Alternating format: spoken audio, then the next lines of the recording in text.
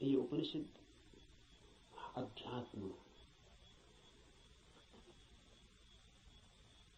का सीधा साक्षात्कार है। सिद्धांत इसमें नहीं है, इसमें सिद्धों का अनुभव है। इसमें उस सब की कोई बातचीत नहीं है जो कुतूहल से पैदा होती है, जिज्ञासा से पैदा होती है। नहीं, इसमें तो उनकी तरफ इशारे हैं जो मुमुक्षा से भरे हैं, और उनके इशारे हैं जिन्होंने पा लिया है। कुछ ऐसे लोग भी हैं कि जिन्होंने नहीं पाया, लेकिन फिर भी मार्गदर्शन देने का मजा नहीं छोड़ पाते। मार्गदर्शन में बड़ा मजा है। सारी दुनिया में अगर सबसे ज्यादा कोई चीज दी जाती है तो वो मार्गदर्शन है, और सबसे कम अगर कोई चीज ली जाती है तो वो भी मार्गदर्शन है। सभी देते हैं, लेता कोई भी नहीं। जब भी आपको मौका मिल जाए किसी को सलाह देने का तो आप चूकते नहीं। जरूरी नहीं है कि आप सलाह देने योग्य हो, जरूरी नहीं कि आपको कुछ भी पता हो जो आप कह रहे हैं, लेकिन जब कोई दूसरे को सलाह देनी हो तो शिक्षक होने का मजा छोड़ना बहुत मुश्किल हो जाता है। शिक्षक होने में मजा क्या है? आप तत्काल ऊपर हो जाते हैं मुफ्त में, और दूसरा नीचे हो जाता है। अगर कोई आपसे दान मांगने आए तो 2 पैसे देने में कितना कष्ट होता है, क्योंकि कुछ देना पड़ता है जो आपके पास है। लेकिन सलाह देने में जरा भी कष्ट नहीं होता, क्योंकि जो आपके पास है ही नहीं उसको देने में कष्ट क्या है?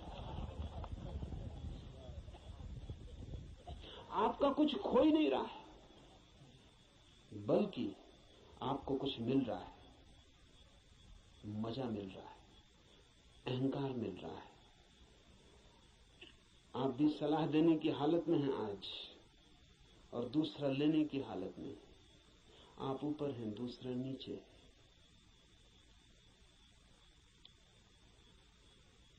इसलिए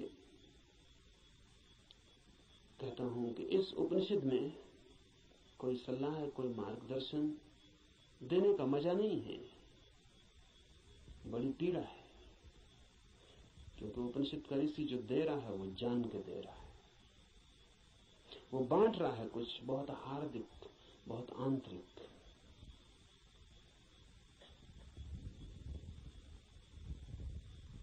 संक्षिप्त इशारे हैं लेकिन गहरे हैं, बहुत थोड़ी सी चोटें हैं लेकिन प्राणघातक है। और अगर राजी हो तो तीर सीधा हृदय में चुभ जाएगा, और जान लिए बिना न रहेगा, जान ही ले लेगा। इसलिए थोड़ा सावधान, थोड़ा सचेत, क्योंकि ये सौदा ही खतरनाक है। इसमें पागल हुए बिना कोई मार्ग ही नहीं है। इसमें अपने को मिटाए बिना पाने का कोई उपाय ही नहीं। यहां तो खोने वाले ही बस पाने वाले बनते, और इसीलिए इस उपनिषद को भी चुन लिया है। ऐसे तो सीधा ही आपसे कह सकता हूं, कोई कारण इस उपनिषद को चुनने का नहीं है, बहाना, आड़। क्योंकि तीर सीधा मारो आदमी बच सकता है, उपनिषद की आड़ से थोड़ी सुविधा रहेगी, इसलिए चुन लिया है कि आपको ऐसा भी पता नहीं लगेगा कि मैं कोई सीधे ही आपको तीर मार रहा हूं, तो बचने का जरा उपाय कम हो जाता है। सभी शिकारी जानते हैं कि थोड़ी आड़ से शिकार ठीक होती है। ये उपनिषद सिर्फ आड़ है, और इससे कुछ लेना देना ज्यादा नहीं। जो मैंने जाना है वही कहूंगा, लेकिन उसमें और उपनिषद में कोई अंतर नहीं है, क्योंकि इस उपनिषद के ऋषि ने जो कहा है वो जानकर ही कहा है।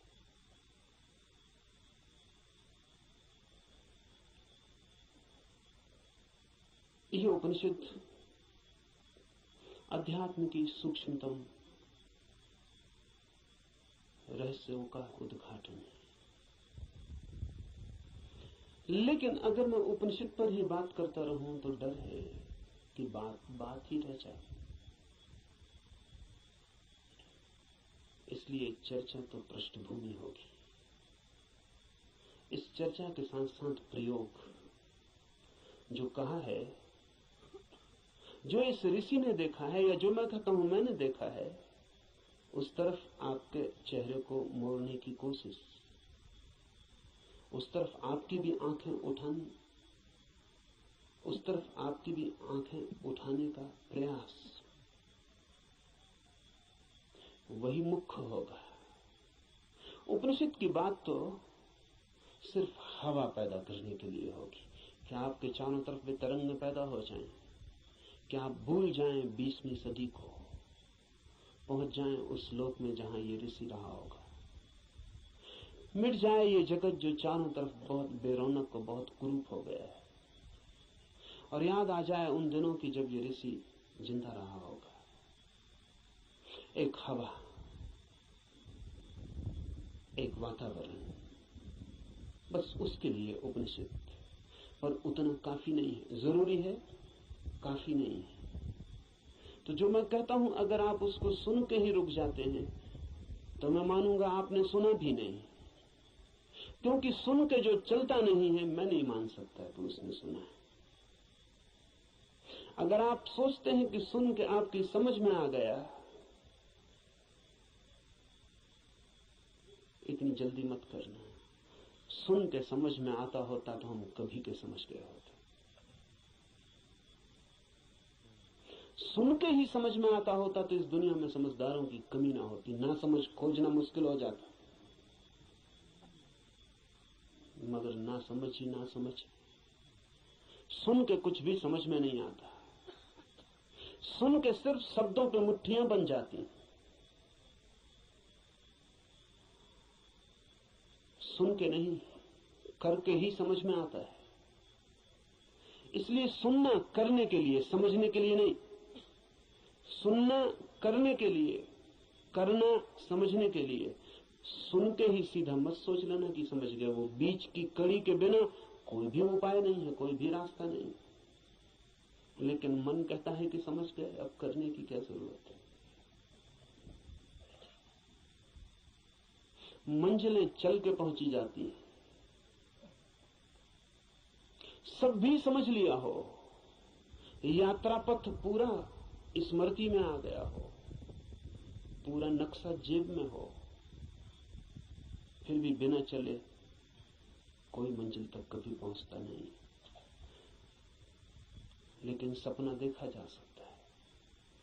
कोई आदमी यहीं सो जाए और सपना देख सकता है कहीं भी पहुंचने का। मन सपना देखने में बड़ा कुशल है। और ऐसा मत सोचना कि आप ही ऐसे सपने देखते हैं। जिनको आप बहुत बुद्धिमान कहते हैं वे भी इसी तरह के सपने देखते रहते हैं। साधु हैं, सन्यासी हैं, महात्मा हैं, वर्षों से खोज में लगे हैं, लेकिन कहीं इंच भर नहीं पहुंचते, यात्रा ही नहीं करते। वो जो वर्षों से खोज में लगे हैं वो सारी की सारी खोज वर्तुलाकार है। बुद्धि में ही वर्तुल बन जाता है, भंवर बन जाता है, उसी भंवर में घूमते रहते हैं। फिर उस भंवर में सब समा जाता है, वेद समा जाते हैं, उपनिषद समा जाते हैं, कुरान बाइबलें समा जाती हैं। उस भंवर में सब समा जाता है, लेकिन एक इंच भी गति नहीं होती। उपनिषद की हम चर्चा करेंगे, उपनिषद समझाने के लिए नहीं, उपनिषद बन जाने के लिए। यहां सुन के कुछ कंठस्थ हो जाए और आप भी बोलने लगे तो मैंने आपका नुकसान किया, मैं फिर आपका मित्र साबित ना हुआ। यहां सुन के आप जो सुना है वो बोलने लग जाएं तो कोई मूल्य नहीं है। यहां सुन के आपको भी वो हो जाए, आप भी वो देख लें, वो आंख आपकी भी खुल जाए तो ही। ऐसा ऐसा समझे, एक कवि गीत गाता है किसी फूल के संबंध में।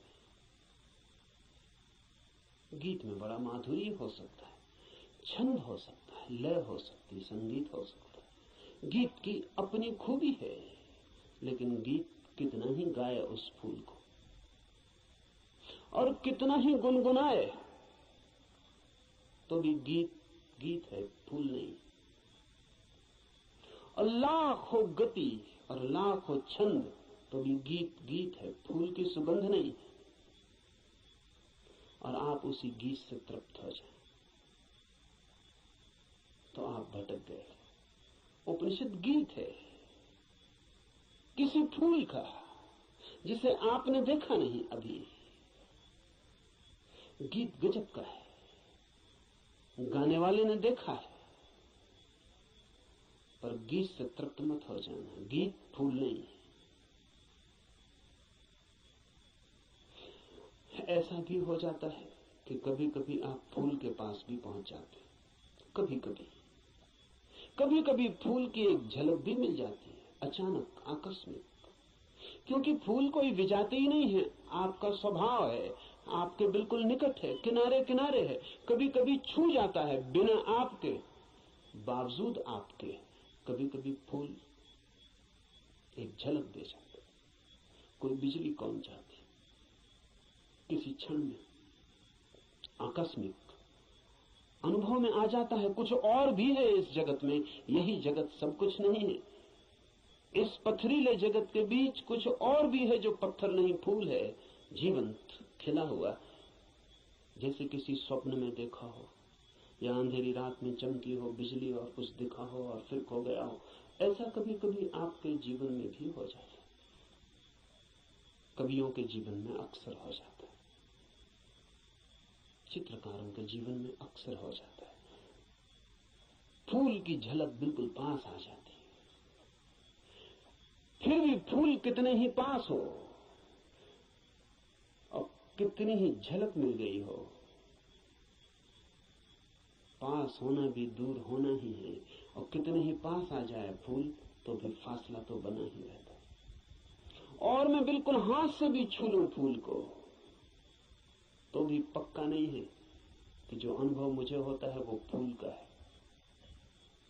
क्योंकि हाथ खबर लाने वाला है, और हाथ अगर बीच में गलत खबर दे दे तो कुछ भरोसा नहीं।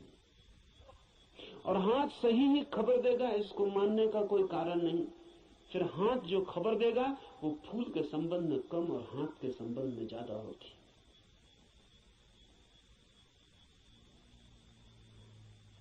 फूल ठंडा मालूम पड़ता है, जरूरी नहीं कि फूल ठंडा हो सकता है हाथ गर्म हो, इसलिए फूल ठंडा मालूम पड़ता है।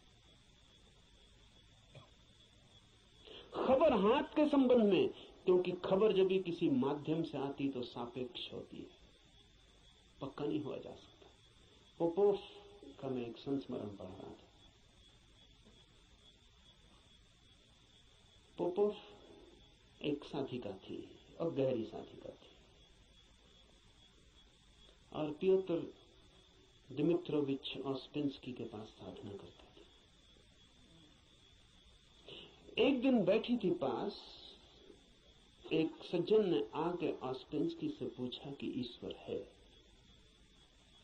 या नहीं। तो ऑस्पेंस्की ने कहा कि ईश्वर नहीं। फिर ऑस्पेंस्की थोड़ी देर रुका और उसने कहा कि लेकिन मैं कोई गारंटी भी नहीं कर सकता।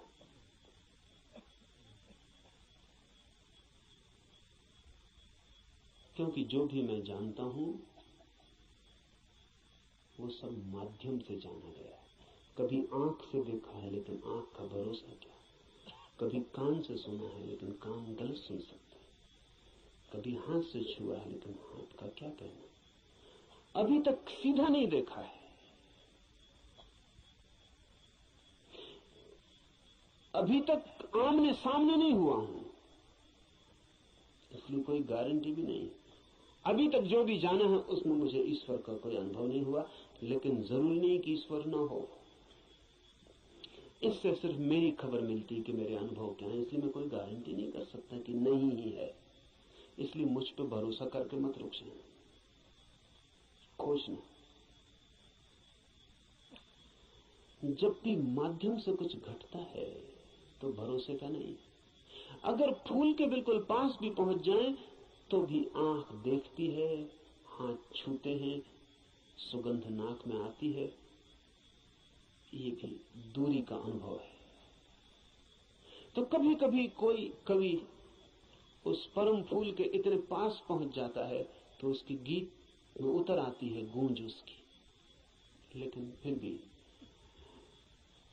बुद्ध नहीं है वो, महावीर नहीं है वो। महावीर कौन है, बुद्ध कौन है? बुद्ध है वो चैतन्य जो फूल ही हो गया। इतनी भी दूरी न रही कि फूल को देखा हो, फूल ही हो गया। फूल होकर ही पूरी तरह जाना जा सकता है क्या है। उपनिषद के ऋषि की बात है, गीत है किसी फूल के संबंध में, उसे गुनगुनाना, मिठास है बड़ी उसमें, स्वाद है उसमें बहुत, लेकिन वो फूल नहीं है, गीत ही है। अगर प्रयास करेंगे तो कभी कभी झलक भी मिलेगी। मेरे पास लोग आते हैं, वो कहते हैं ध्यान में बड़ी झलक मिली, लेकिन फिर खो गई। अनंत प्रकाश हो गया था, फिर खो गया। आनंद ही आनंद हो गया था, लेकिन अब कहां है? अब खोजते हैं और नहीं मिलता। झलक का मतलब है पास पहुंच गए थे, झलक तो खो ही जाएगी। इसलिए ध्यान ज्यादा से ज्यादा झलक ही दे सकता है।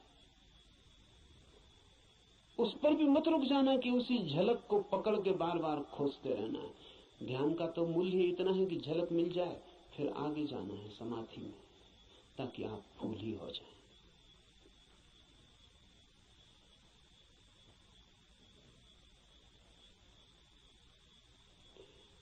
ध्यान में है झलक, समाधि में है हो जाना। झलकों पे मत रुकना है। झलकें बड़ी प्रीतिकर, सारा जगत बासा मालूम पड़ने लगता है। एक झलक ध्यान में मिल जाए उस जीवंत की, फूल की, उस खिलावट की जो भीतर है, तो सारा जगत फीका और व्यर्थ हो जाता है। लेकिन फिर कुछ लोग झलकों को पकड़ लेते हैं और उन्हीं को दोहराने लगते हैं और सोचते हैं सब हो गया। नहीं, जब तक आप ही ना हो जाएं, ईश्वर ही जब तक आप ना हो जाएं, तब तक भरोसा मत करना कि ईश्वर है। हो सकते हैं, क्योंकि है ही। खोलना है जरा, उघाड़ना है जरा।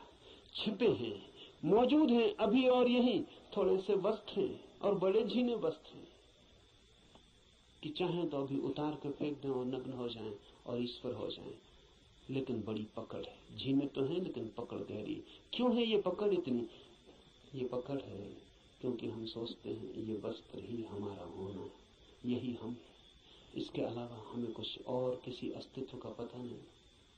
इस उपनिषद में इशारे होंगे उस अस्तित्व के जो वस्त्रों के पार है। और इस उपनिषद के साथ साथ हम करेंगे ध्यान ताकि मिले झलक, और आशा बांधेंगे समाधि की ताकि हम भी हो जाएं वही जिसे हुए बिना न कोई संतोष है, न कोई शांति है, न कोई सत्य है। उपनिषद शुरू होता है प्रार्थना से। प्रार्थना है समस्त जगत से। सूर्य कल्याणकारी हो, वरुण, अर्यमा, इंद्र और बृहस्पति, विष्णु कल्याणकारी हो, उस ब्रह्म को नमस्कार हो। हे वायु, तुम्हारे लिए नमस्कार, क्योंकि तुम प्रत्यक्ष ब्रह्म हो। मैं तुम्हें ही प्रत्यक्ष ब्रह्म कहूंगा। सत्य और ऋत वे सब मेरी रक्षा करें, आचार्य की भी। इस प्रार्थना से शुरू होता है। धर्म की यात्रा प्रार्थना से शुरू होगी ही।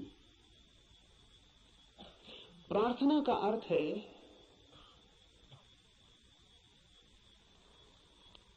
आस्था, आशा। प्रार्थना का अर्थ है इस सारे जगत के साथ हमारे जुड़े हुए होने का भाव। प्रार्थना का अर्थ है मुझ अकेले से क्या होगा, मुझ अकेले से होता तो हो गया होता, मुझ अकेले से तो क्षुद्र भी नहीं सध पाया। चाहा था धन मिल जाए वो भी नहीं मिला, चाहा था पद मिल जाए वो भी नहीं मिला। कैसी कैसी चाहें की थी, बड़ी छोटी थी, वे भी पूरी ना हुई। मुझ अकेले से तो संसार भी ना सधा। तो सत्य की ये महायात्रा मुझ अकेले से हो सकेगी? अकेले अकेले तो मैं संसार में भी हार गया हूं। सभी हारे हुए हैं संसार में। जो जीते हुए दिखाई पड़ते हैं वे भी, बस वे दूसरों को जीते हुए दिखाई पड़ते हैं, खुद तो बिल्कुल हारे हुए।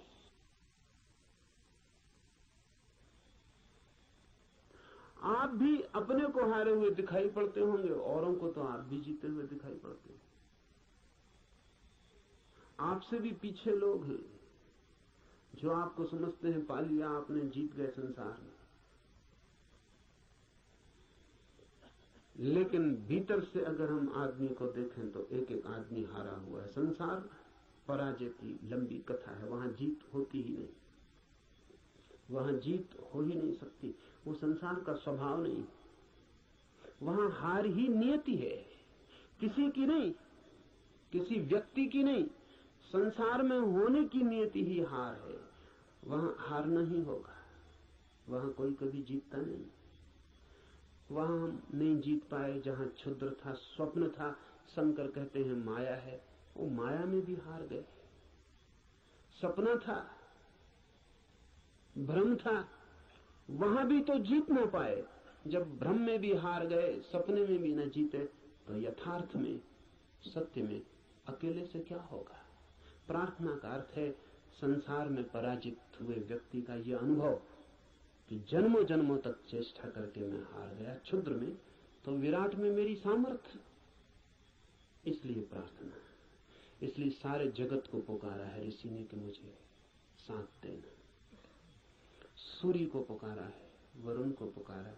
ये सब नाम है, प्रतीक है जीवन की समस्त शक्तियों की। सूर्य को पहले पुकारा है क्योंकि सूर्य हमारा जीवन है, उसके बिना हम नहीं होंगे। हमारे भीतर सूर्य ही जीता है, जलता है। उधर सूर्य बुझ जाए, यहां हम बुझ जाए। सूर्य ही हमारा प्राण है, इसलिए पुकारा। कहा वायु को नमस्कार है, विशेष रूप से वायु को नमस्कार कहा है इस प्रार्थना में, क्योंकि तुम प्रत्यक्ष ब्रह्म हो। अजीब सी बात है, थोड़ा सोचे। बड़े मजे की बात है, क्योंकि वायु है बिल्कुल अप्रत्यक्ष और सब चीजें प्रत्यक्ष। सूर्य को कहा होता प्रत्यक्ष ब्रह्म हो, जीते जागते जलते प्रखर, समझ में आता। सूर्य को नहीं कहा प्रत्यक्ष ब्रह्म, कहा वायु को जो बिल्कुल दिखाई पड़ती नहीं, बिल्कुल अप्रत्यक्ष। कहां है प्रत्यक्ष वायु? सिर्फ अनुमान है कि है, लगता है कि है, भासता है कि है, दिखाई तो पड़ती नहीं। आंख के सामने कहां है? प्रत्यक्ष का मतलब है आंख के सामने है। जो आंख के सामने वायु बिल्कुल नहीं है, पत्थर पहाड़ सब आंख के सामने, वायु नहीं है। लेकिन ऋषि कहता है हे वायु नमस्कार तुम्हें, क्योंकि तुम प्रत्यक्ष ब्रह्म हो। इसलिए कहा कि वायु जैसे दिखाई नहीं पड़ती और है, और आंख को दिखाई नहीं पड़ती फिर भी आंख को छू रही है प्रतिपल। ऐसा ही परम सत्य है, दिखाई नहीं पड़ता, छू रहा है प्रतिपल। वायु दिखाई नहीं पड़ती क्योंकि हमारे पास देखने वाली आंख नहीं है। वायु तो यहां है, वायु के बिना तो हम भी नहीं हो सकते हैं। वही तो हमारी श्वास में हमें संभाले। उसका ही आवागमन तो हमारा सारा जीवन है, जो इतने निकट है। श्वास है जो हमारी, वो भी दिखाई नहीं पड़ती क्योंकि हमारे पास आंखें बड़ी स्थूल है। तो हम जो बहुत मोटा मोटा है, स्थूल स्थूल है, वो देख लेते हैं। जो सूक्ष्म है वो हमें दिखाई नहीं पड़ता। वायु सूक्ष्मतम है, हमारे सामने मौजूद है, भीतर मौजूद है, बाहर मौजूद है, रोए रोए में मौजूद है और दिखाई नहीं पड़ती। इसलिए कहा कि तुम प्रत्यक्ष ब्रह्म हो, तुम ठीक ब्रह्म जैसी हो। वो भी यहां मौजूद है और दिखाई नहीं पड़ता। और रोए रोए में वही समाया है, रोआ रोआ वही है, और फिर भी उसका कोई पता नहीं चलता। इसलिए वायु को नमस्कार किया है कि हम वायु को तो जानते हैं, ब्रह्म को नहीं जानते। वायु से एक धागा जोड़ा है कि ब्रह्म भी ठीक वायु जैसा है। इसलिए मैं तुम्हें प्रत्यक्ष ब्रह्म कहूंगा। ऋषि कहता है वायु को सत्य और ऋत के नाम से भी कहूंगा, क्योंकि तुम ठीक उस जैसी हो जो है और जिसका हमें पता नहीं, जो हम स्वयं हैं और जिसका हमें पता नहीं, जो अभी और यहां सदा से मौजूद है और हमें उसका पता नहीं। लेकिन ये खोज पूरी हो सके अगर सब देवता रक्षा करें। देवता से अर्थ है सदा से जीवन की अनंत अनंत शक्तियां, और जीवन है एक विराट जाल अनंत शक्तियों का। आपका होना भी एक विराट जाल है अनंत शक्तियों का। मिलता है आप में सूर्य, मिलता है वरुण, मिलता है इंद्र, मिलती है वायु, मिलती है अग्नि, मिलती है पृथ्वी, सब कुछ मिलता है आकाश, सब आप में मिलते हैं। अगर एक व्यक्ति को हम पूरा का पूरा जान लें तो हमने बीज रूप में समस्त अस्तित्व को जान लिया। सब कुछ उसमें है, सबका दान उसमें है, सब मिलकर ही उसका अस्तित्व है।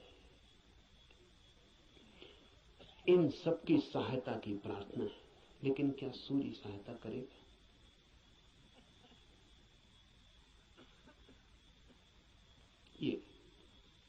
ये सवाल उठता ही है। प्रार्थना भी की तो क्या सूर्य सहायता करेगा? प्रार्थना भी की तो क्या वायु सहायक हो जाएगी? प्रार्थना भी की तो पृथ्वी क्या सहायता करेगी? पृथ्वी की सहायता और सूर्य की सहायता का सवाल नहीं है। आपने प्रार्थना की, यही बड़ी सहायता है। इसे थोड़ा ठीक से समझ लें। कोई सूर्य आके आपको सहायता नहीं करेगा, लेकिन आपने प्रार्थना की, इसका जो परिणाम है वो सूर्य पे नहीं होगा, आप पर होगा। क्योंकि प्रार्थना करने वाला चित्त हो जाता है विनम्र, प्रार्थना करने वाला चित्त हो जाता है असहाय, प्रार्थना करने वाला चित्त स्वीकार कर लेता है इस बात को कि मुझ अकेले से नहीं होगा। प्रार्थना करने वाला चित्त मिटने को तैयार हो जाता है। प्रार्थना करने वाला चित्त अपने अहंकार को, इस भाव को कि मैं कर सकता हूं, छोड़ देता है। इसके परिणाम होते हैं। प्रार्थना का सारा परिणाम आप पर होता है। प्रार्थना से सूर्य नहीं बदलता, आप बदलते हैं। प्रार्थना से जगत नहीं बदलता, आप बदलते हैं। लेकिन आपके बदलते ही दूसरे जगत में आपका प्रवेश हो जाता है। प्रार्थना आमतौर से जब आप करते हैं तो यही सोचते हैं कि कोई कुछ करेगा, इसलिए प्रार्थना कर। न, प्रार्थना है एक उपाय, एक डिवाइस। हाथ तो आप जोड़ते हैं किसी और के सामने, लेकिन जो परिणाम होता है वो होता है भीतर, जिसने हाथ जोड़े हैं उस पर। इसलिए बड़ी कठिनाई होती है अगर आप वैज्ञानिक के सामने कहें कि हे सूर्य सहायता कर, तो कहेगा मूढ़ता की बात है।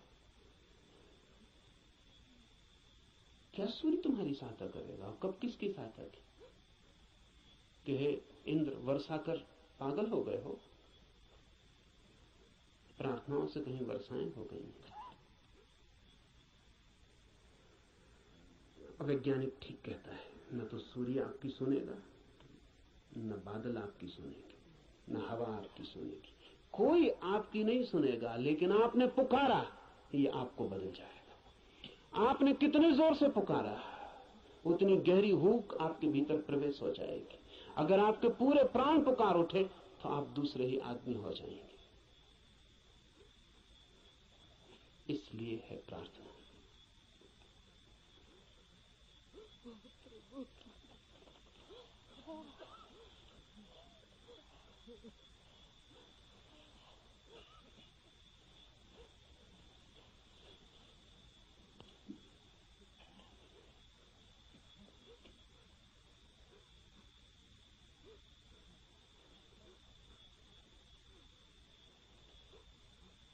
Jean-Paul Sartre has named his autobiography Words.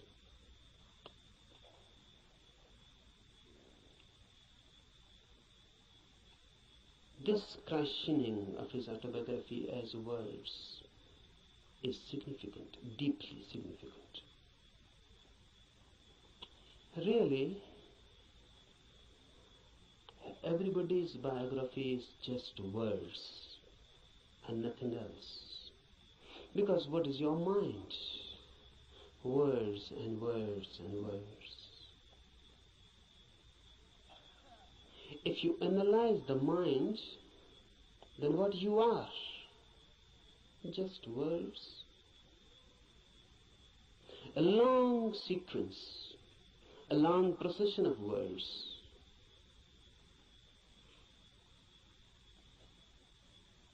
This is everybody's autobiography.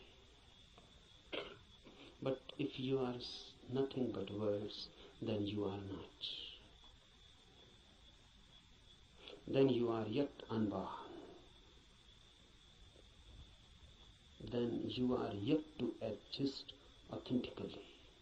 Because words are just words, sounds. They mean something, but basically they are meaningless. The meaning is given to them. And mind is just a mechanism, a natural computer. It goes on feeding on words, then creating more words out of them. Then you go on associating those words. You go on creating principles, philosophies, systems. And ultimately where you are. Truth is not a byproduct of a long process of words. Truth is not a word at all. Truth is out of words. Truth is beyond words, or below words. Truth is experience, not words. Old Lao Tse has said, the truth cannot be said. Because when you say something, language has to be used. Words have to be used. And truth is not a word. So when you say it, you miss it. The moment you say it, you have missed it. It cannot be said. It can only be experienced.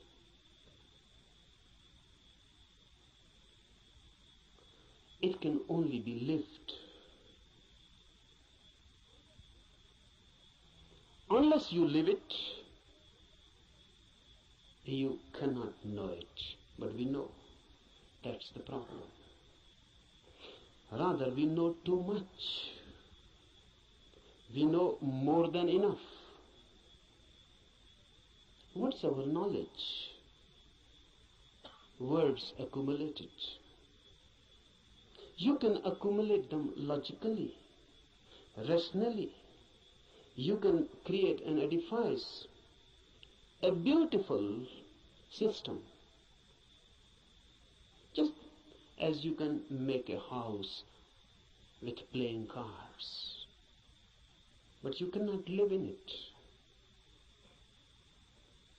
It is house just as a name. You cannot live in it. Out of words you can create a palace, a system, a philosophy, but you cannot live in it. Philosophers create beautiful systems, but they always live out of them. They cannot live in it. That is impossible. Nothing is wrong with them. The very system is such that it cannot be lived. One Immanuel Kant, or some Hegel,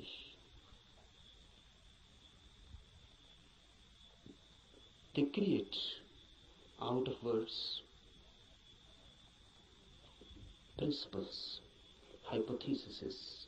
They go on explaining the whole universe, but they themselves remain unexplained. They can explain the whole cosmos. They can say how the world was created. They can say what is the destiny. And look in them, dig deep, and you find a very miserable man, just as unhappy as anyone, as in hell as anyone.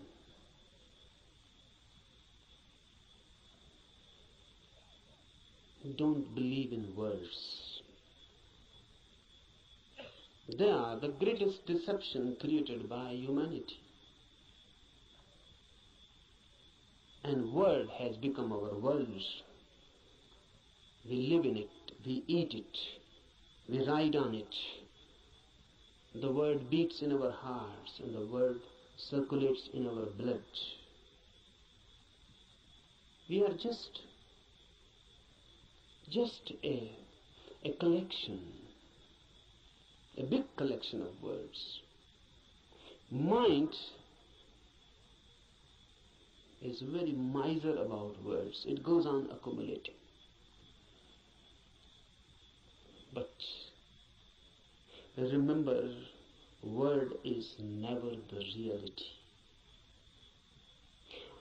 I can use the word love. But love, the word, is not love, the experience. I can go on repeating love, love, love, and I can create a sort of auto-hypnosis, and I can believe that I know love because I know the word. To know the word is easy. To know love is difficult. Not only difficult, but impossible. Impossible not because the experience is impossible. Impossible because you are incurable. Because love can come only to you when you are not. And that is the path of everything that is great, deep. Love, truth, God. They come only when you are not. Your non-being becomes the passage. Someone was asking Mozart. Mozart was one of the greatest musicians of the world. Rare, unique. Someone asked him, which music you like most? And Mozart is reported to have replied, no music, sir. No music I like most.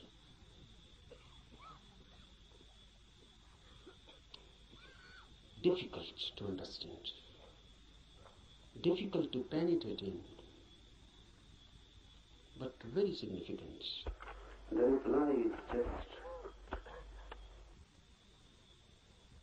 unique, unexpected, and from a musician. He says, no music is the best. Have you ever heard the music which Mozart calls no music? You have heard sounds. And if sounds can be put in a system, in a rhythm, it becomes music. Music means rhythmic sounds. But sounds. If they are unrhythmic, it becomes noise. If they are rhythmic, it becomes music. But what is no music? No music means no sounds. Silence. Silence has a music of its own. But you cannot hear it as you are. You are filled with words, so you can understand sounds. You are filled with noise. That's why music has so much appeal. You are so much filled with noise, crowdy noise, mad noise, that when someone creates music outside, you forget your noise inside. You are magnetized by the music outside. You forget yourself. You become concentrated in the music outside. That's why music is loved so much. Music is a hypnosis created by sounds, rhythms, technique. Unless your inner noise ceases, unless your inner constant talk, chattering ceases, you cannot hear no music. This Upanishad is concerned with no music. No music means meditation.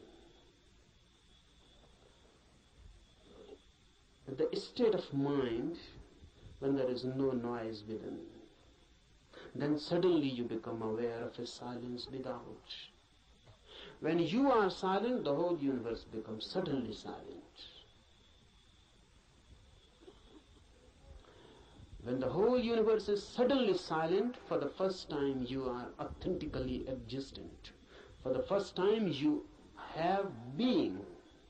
For the first time you know who you are.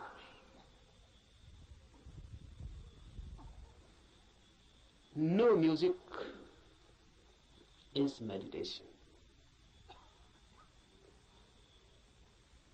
No noise inside creates the possibility, the situation in which you can hear the soundless silence which is everywhere, just here and now. It is there, but you are chattering inside. You cannot hear it. You are too much engaged, too much occupied. It cannot penetrate you. Become silent, and silence begins to penetrate you. And when your silence and the silence of the universe meet, you have encountered God. You have come face to face. This is what is meant by immediate Brahma. Immediate experience of the divine, when your silence meets the silence of the universe. When these two silences meet, they become one. Because two silences cannot be two. Remember this. Two noises are two. Two silences cannot be two, because there is nothing in between them which can become a wall, which can become a division. two silences immediately become one. They cannot remain two, because where is the point which can divide them? So when your inner silence meets the silence of the universe, you are no more, neither is the universe. A new oneness. You explode into a new oneness. You are Brahma, not encountering really, because there is no other. Note this point, because Upanishads are the first teachings in the world which say you cannot see God.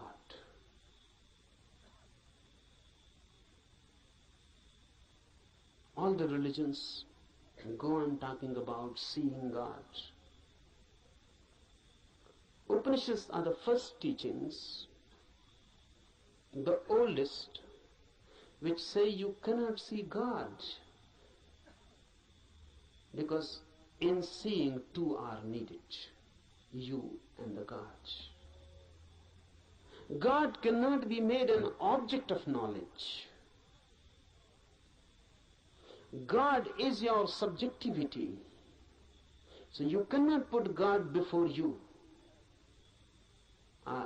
There is no way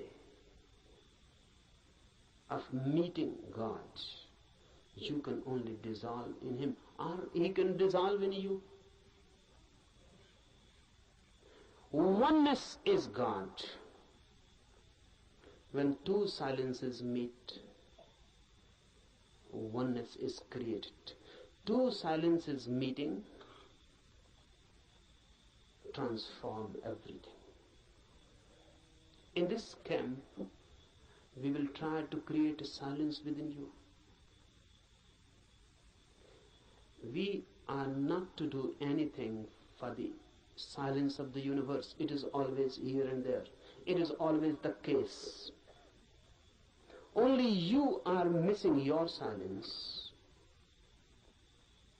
Once you can gain your silence, suddenly you are transformed into a different world, in a different being. You are no more the same. The old man is dead and a new is born. Creating of this inner silence is all that is meant by meditation.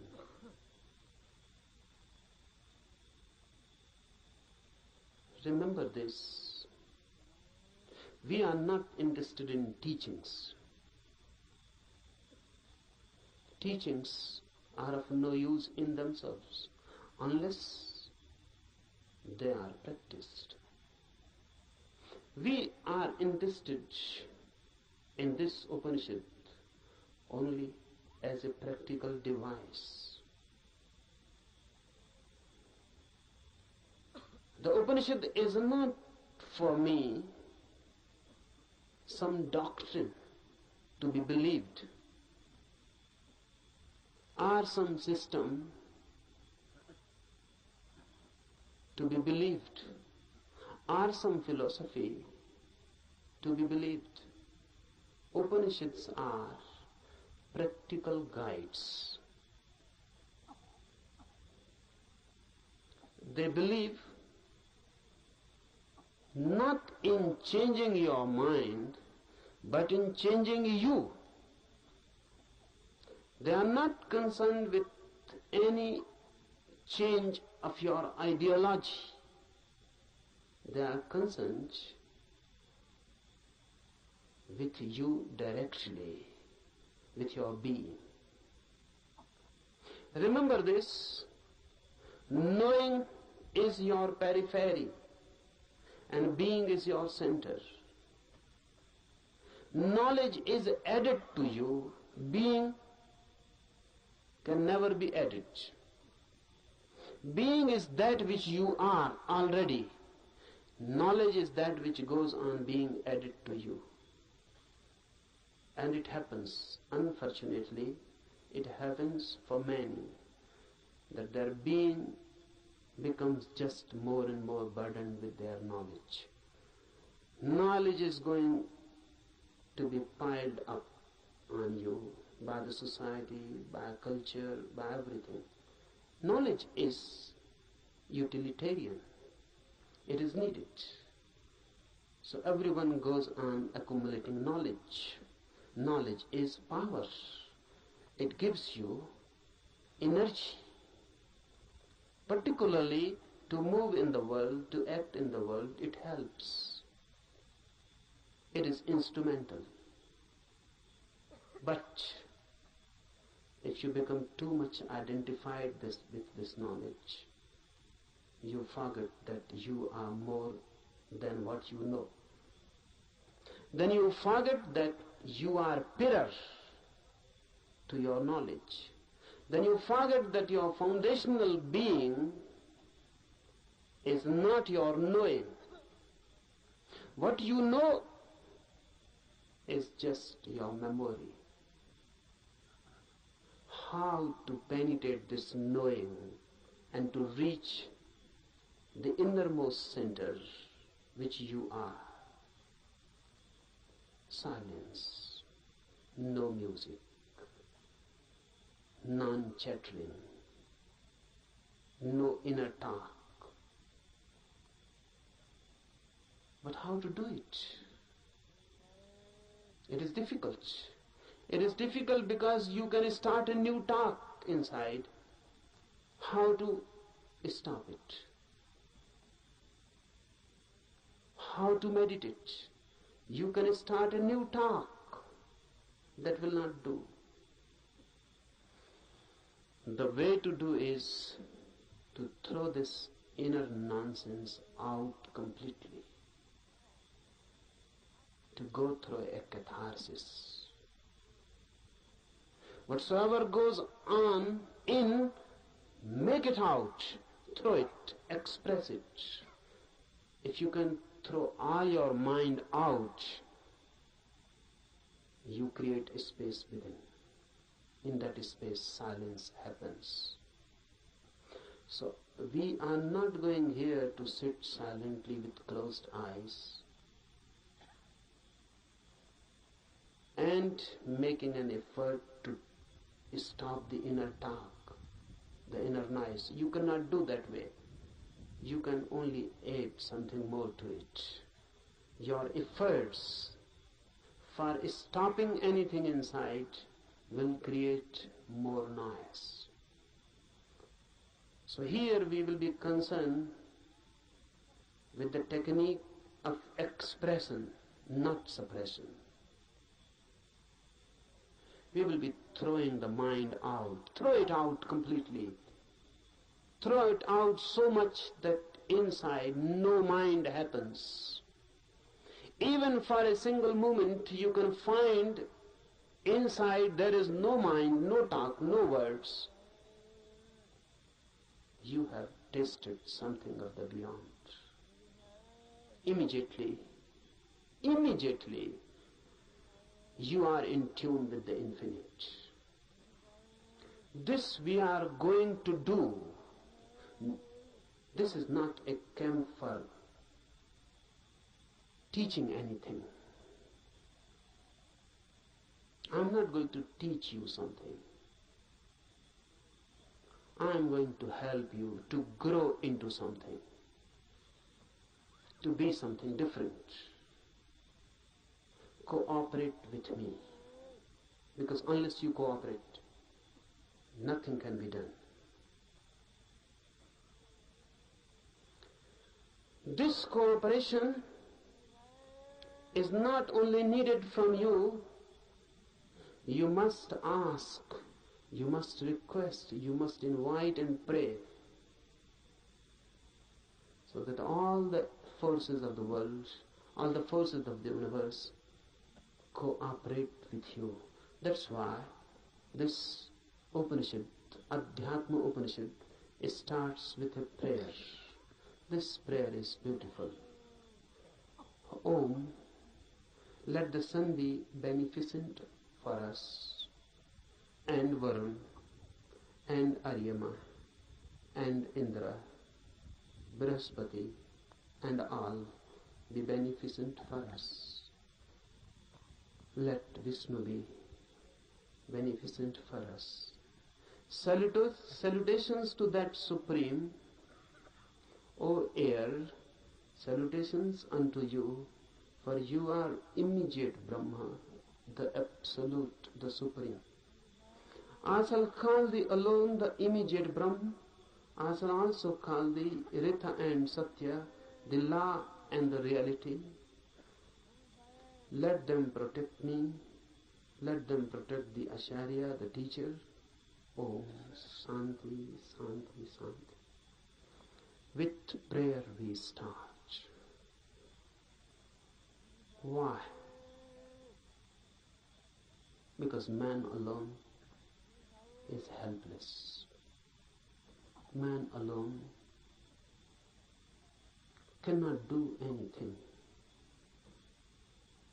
Because man alone is nothing. Man is just a meeting point of million and million forces. In you, every universal force is crossing. You are just a crossroad. The sun, the air, the earth, the fire, the ether, everything is passing through you. You are just a crossroads. Remember this, because then you become part of this cosmos. And this is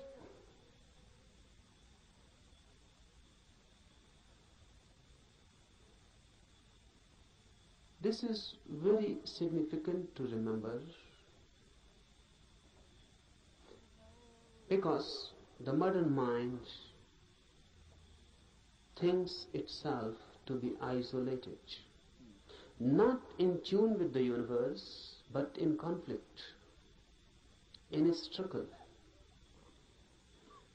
The Western attitude has always been of a struggle, conflict.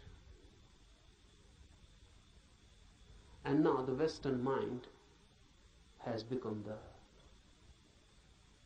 universal mind. No, there exists no such thing as Eastern mind. This Upanishad belongs to the Eastern mind. It existed once. It is totally different.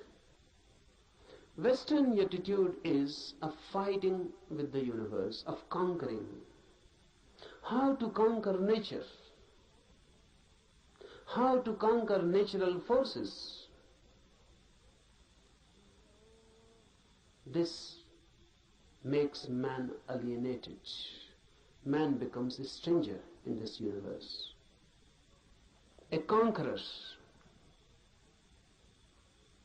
is bound to be violent. A conqueror is bound to be in conflict. And ultimately a conqueror is bound to find himself isolated, alone. Eastern mind is totally different. The very approach is not a fight, but of deep resonance. Universe and I are not two. I am part of it, just a wave in the great ocean. I belong to it, and it belongs to me. There is a belonging. I am not a stranger in this world. I am not forced on this world. I am not an enemy, and the world is not inimical towards me. I am part of it. and not a mechanical part, but an organic part. Just like my eyes are my organic part, my hands are my organic part. I touch through my hands, I see through my eyes. My seeing has become my eyes, and my touching has become my hand. The universe has become man in you. The universe has become a particular individual in you. You are not different from it. You are just a wave. And the universe is flowering through you. This is Eastern way of looking at the world. Man in tune. That's why prayer. Prayer is a bridge. It makes you feel again at home. Even the sun is not so far away.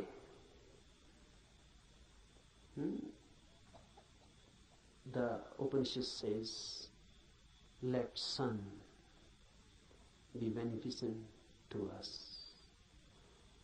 Let everything be beneficent to us. Let everything be a blessing to us and a help. Why? Because truth is not yours or mine. Truth means the center of this universe. And if you are in conflict with the universal forces, you can never reach it. Only in a deep friendship, deep intimacy, the universe opens its doors for you. So prayer is just creating a forgotten intimacy. Look at it in this way. A child is born. The moment a child is born, he is separated from his mother. Before birth, in the womb, he was one. With the mother, one. There was no separation. The child and the mother were one. The child existed within the mother as part, organic part.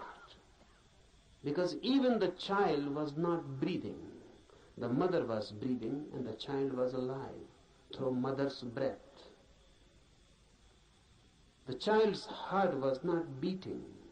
The mother's heart was beating and the child was alive through mother's heart. The child was not eating. The child was not doing anything. The child was just part and parcel of the mother. Then the child is born and separated. Then the child grows as individual. Away and away the child goes from the mother. The same happens with human consciousness. Before consciousness is born, you are one with the universe. In deep sleep, you again fall into that oneness. When there is no dreaming and no thought, there is no mind. And when there is no mind, there is no ego. In deep sleep, you are no more. Because your mind is no more. Who you are in your deep sleep, can you say? What is your name? When you are deep, dreamlessly asleep, who are you? What is your name? There is no name. Because if there is name, you are not deep asleep. The name is just a surface thing. Who are you, a Hindu or a Mohammedan? A Christian, Catholic or Protestant? Who are you? Educated, uneducated, poor or rich, a beggar or a king? Who are you? Man, woman, young or old? In deep sleep, you are none. Still you are.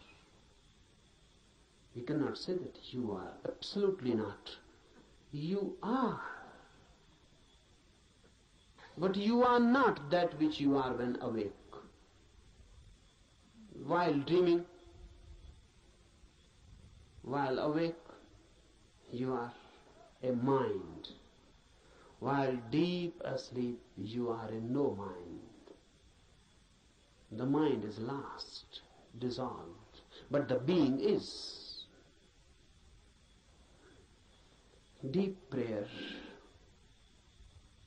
gives you this feeling of no mind, of deep oneness, as if the whole universe has become a womb. You have become just a child in the womb of your mother. The whole universe has become motherly. No conflict, just prayer, just a feeling and a trust. Prayer is a trust. The child in the womb of his mother cannot distrust, or can. How can he distrust? He trusts his mother totally. He is no mind, so how can he doubt? How can he distrust? Whatsoever the mother is good, is beneficial.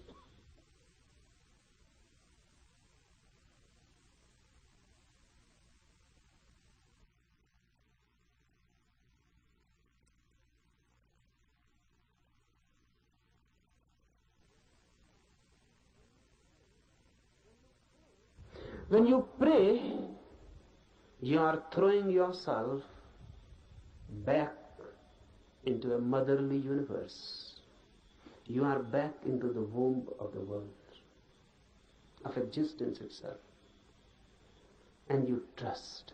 This trust is sown in the prayer. The sun will be beneficial, the air, the earth, everything. All the forces of the universe will be helpful. This is a deep trust. How it works? What is the mechanism of it?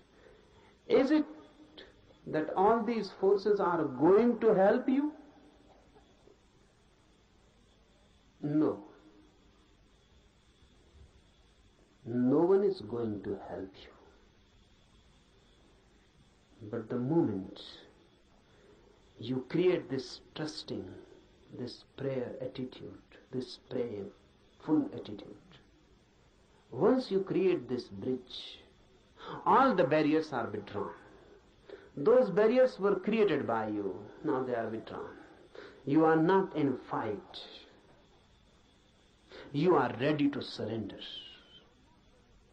You are not going to conquer. You are ready to surrender. You are ready to withdraw your ego. They are not going to help you positively, but now negatively. All the problems, all the barriers, all the hindrances that were bound to be created by your ego will not be created anymore. Now you will not be your enemy.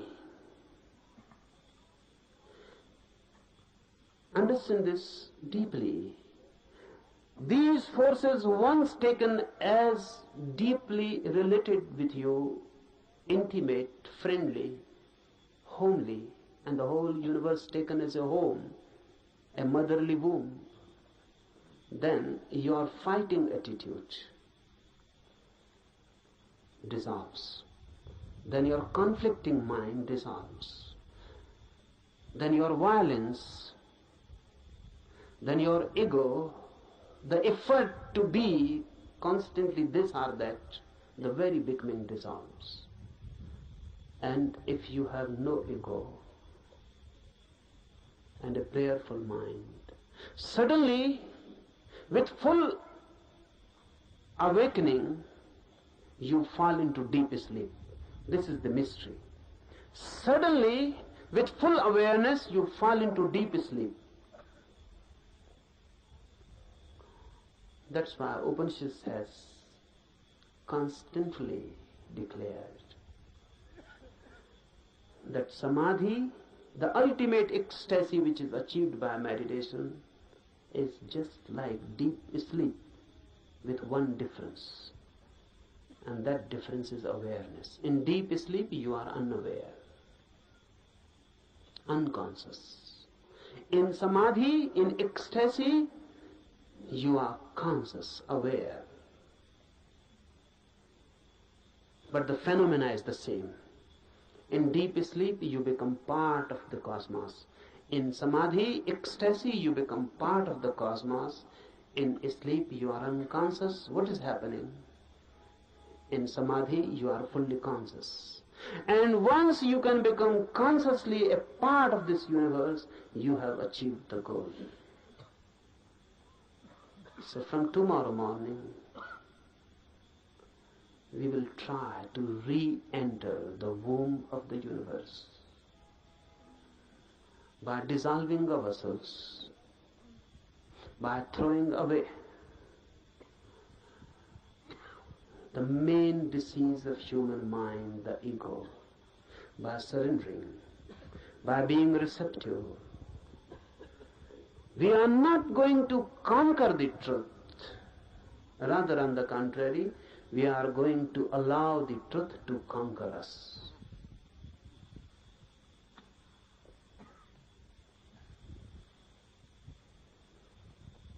Now, some instructions for the morning meditation.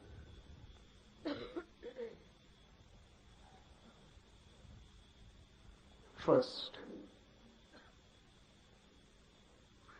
don't be serious at all. For this whole camp, don't be serious at all. I consider seriousness to be a fatal disease.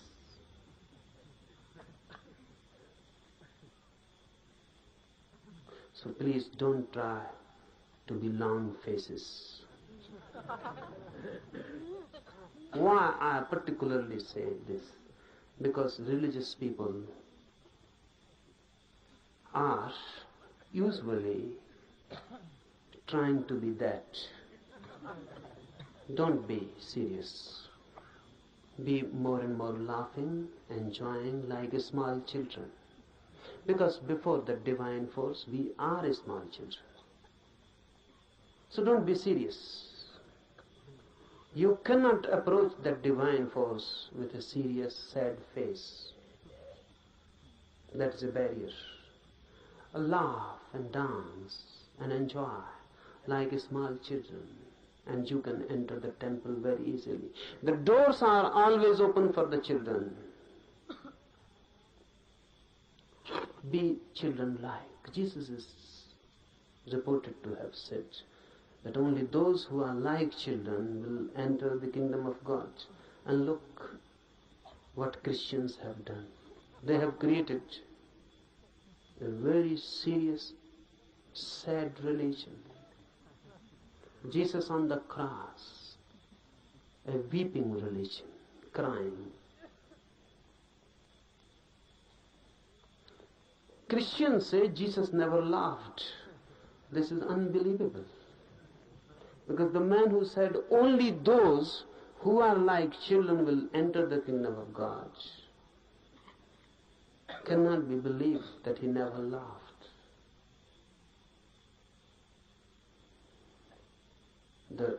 The quite vice versa can be believed, that he continuously laughed, never stopped laughing, even in his sleep.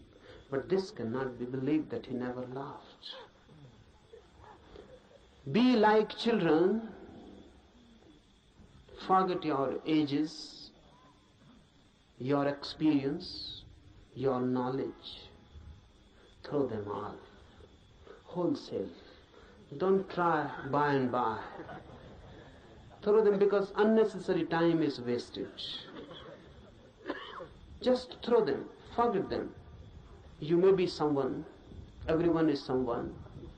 If not in other size, in his eyes, everyone is someone. You must be someone. Here be nobody. Forget. Leave outside the campus ground your identities. You may be a doctor, you may be a professor, Leave all these diseases outside. You may be a rich man. You may be a politician. There are thousands and thousands types of diseases. Please leave them outside. Here come like small children. Then something is possible. Otherwise, nothing. So first thing, be completely non-serious. Second thing, for all these 8 days, laugh as much as you can. Why? Because you don't know the mechanism of the mind.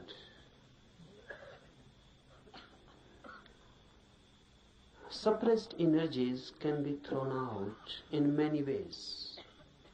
Laughter is the easiest. Any energy, try it. Someone has abused you, you feel anger coming in, immediately laugh. And the same energy which was going to be anger will become laughter. You are sad, something has happened. The moment you remember you are sad, immediately laugh. Don't wait someone to help you. Laugh. And suddenly you will feel the change, the same energy which was going to take a shape, sad shape, is transformed into laughter. It has been released. So laughter I give you as a technique of release. And don't try to be miser about it. And don't try to find out any reasons for it. No reasons are needed.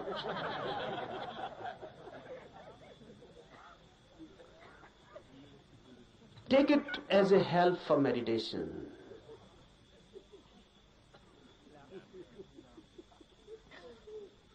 The whole thing takes a different dimension. Thirdly, for all these days to come,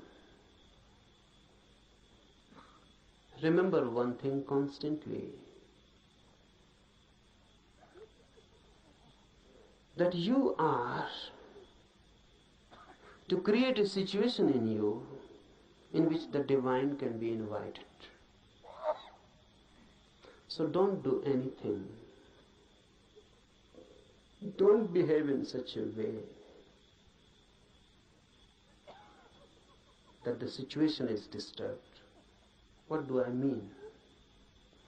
Be more graceful. Be more loving. Be more compassionate. So that you can create a situation in which the divine can become a guest, be a host. Just think of it. The divine coming to you as a guest. What you will do? How you will behave? How you will clean your house? How you will celebrate? How you will create a space in your house.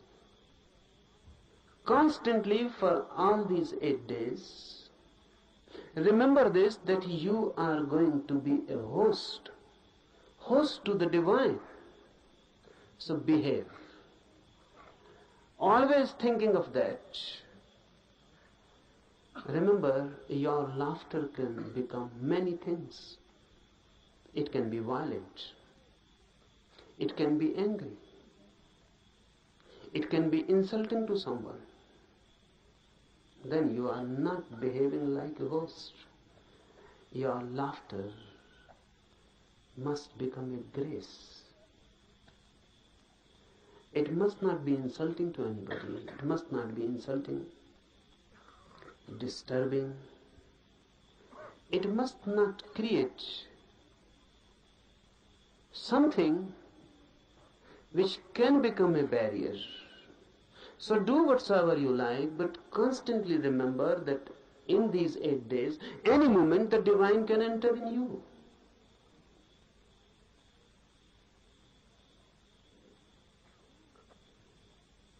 Any moment the divine can enter. So remember that you are ready to receive. Don't talk much, fourthly. Don't talk much. If you can be silent completely, that's better. If you cannot be, then less and less talk. Be telegraphic. Use as many words are absolutely necessary. That will conserve energy. Our talking is much a wastage. Conserve energy. Don't talk. Don't read. In the morning we will be doing meditation, in the afternoon, in the night. The remaining time, be more and more silent, happy, blissful. Sit somewhere, don't waste time in talking, and just wait. Remember this word, wait. Everyone knows the meaning, but no one knows the experience. Sometimes when you really wait, you are waiting for your beloved or your lover to come. You are a different man. A different quality enters in you. You are waiting for your beloved. Someone passes by the door, you just become eyes. The whole energy is transformed into eyes. Someone knocks on the door, you become attentive. The beloved may have come. Even the rustling of the leaves outside, dry leaves falling on the ground, and you feel the beloved has come. You are constantly alert. Alert, but not tense. Alert, but waiting.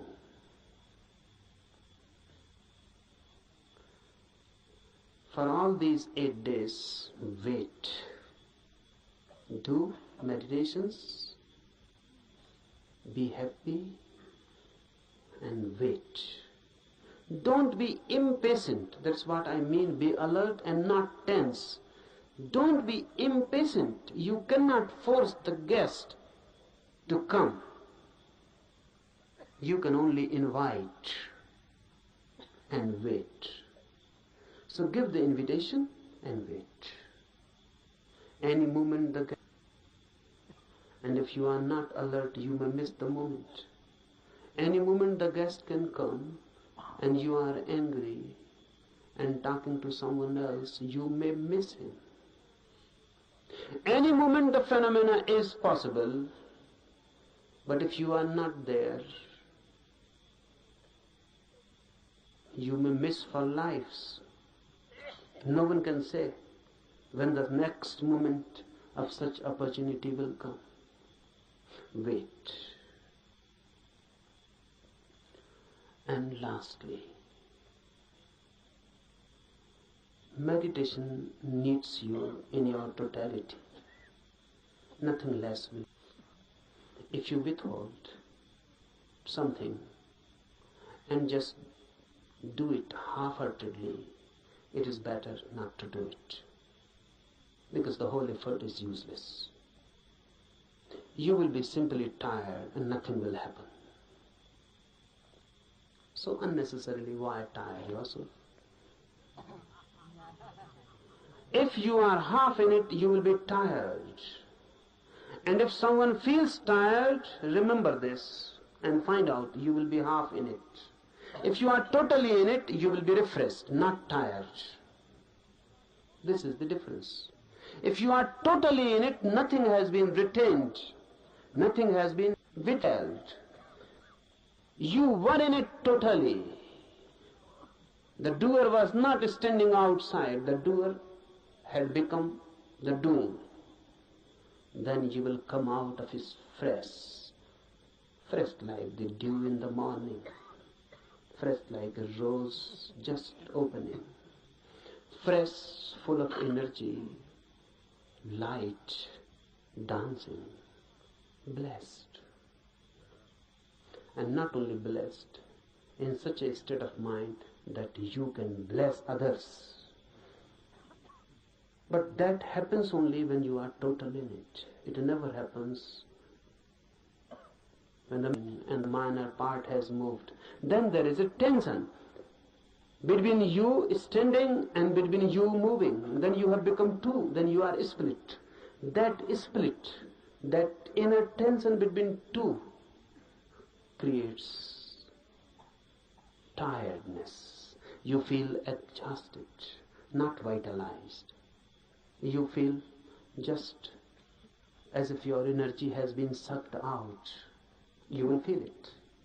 So whenever you feel it, go deep and ask,